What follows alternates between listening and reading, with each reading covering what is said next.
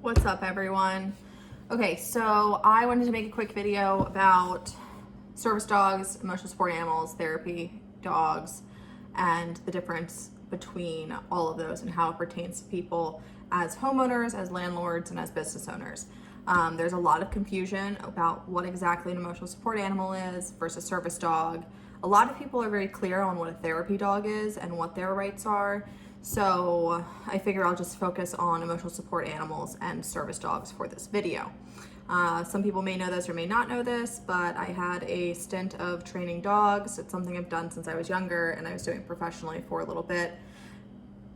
Not really to the extent of a full-blown business, but still I have quite a bit of knowledge about these things and what goes into them because of my training as a dog trainer and working with people who wanted to have their dogs become service animals and become emotional support animals. So there are two types of animals that can be a service animal: a miniature horse and a dog. You cannot have a service cat, you cannot have a service gerbil or service peacock. It's not possible.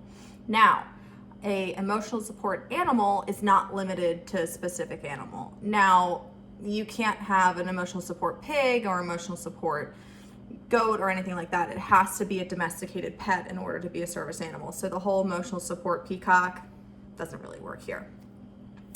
So a service dog is a dog or miniature horse that is specifically trained to do tasks to mitigate a disability.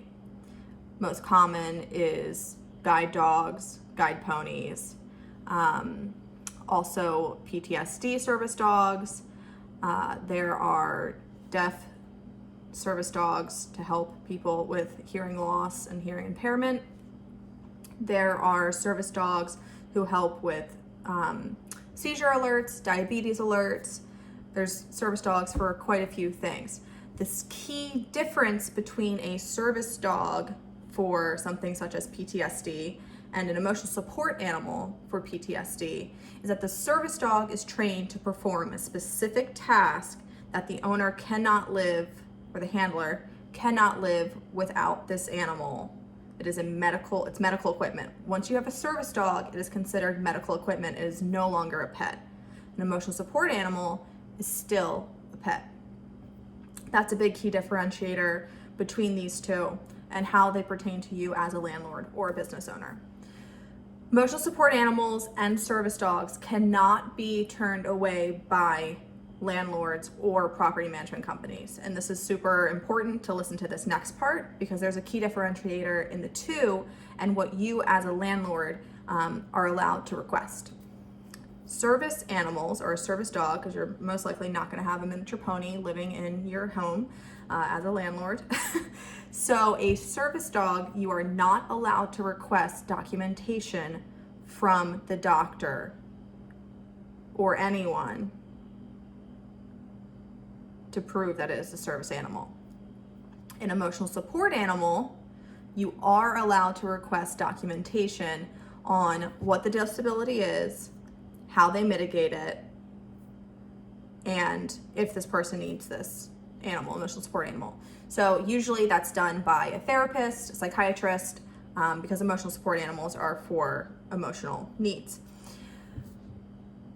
Service dogs, on the other hand, do not require a prescription or a letter from a doctor or even a doctor suggesting you get one. They don't have any form of registration. There is no registration for an emotional support animal or a service dog. All of these places that say that, you have to register with the American Service or American Emotional Support Animal, no. There's no such thing. It's a gimmick. It's an online gimmick. They send you a vest and a little card and you make you feel important. But anyone who's educated on the topic knows that you don't need these things to have an emotional support animal or to have a service dog. A service dog does not need to be trained by any specific individual or training organization. You can train your service dog yourself. And it's also recommended that you do have a lot of one-on-one time with your service dog, working with them and training them to treat your disability, whatever that may be. Both of these are protected under the ADA.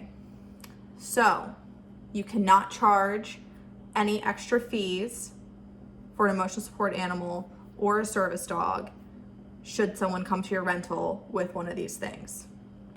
You also cannot,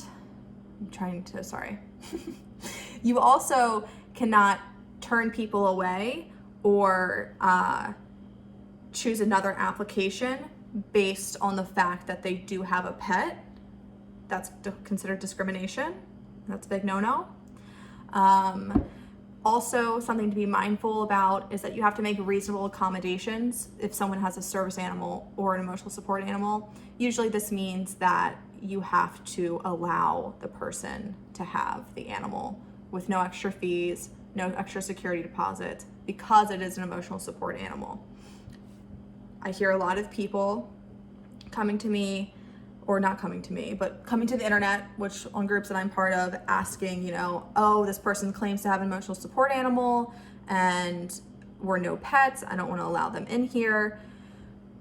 I get that, but you have to follow the ADA. And what the ADA says is for an emotional support animal, you can request documentation.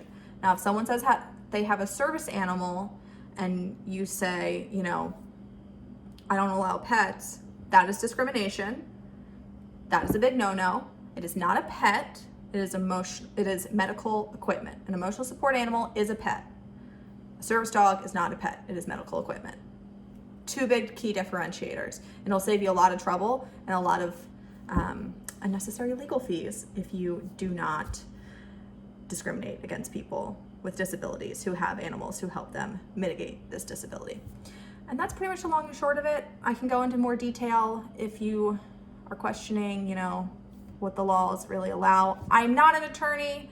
I am not a lawyer. I do not work for the ADA. I don't know anything about laws when it comes to this stuff, but that is just me telling you what it says on the ADA's website and their guidelines.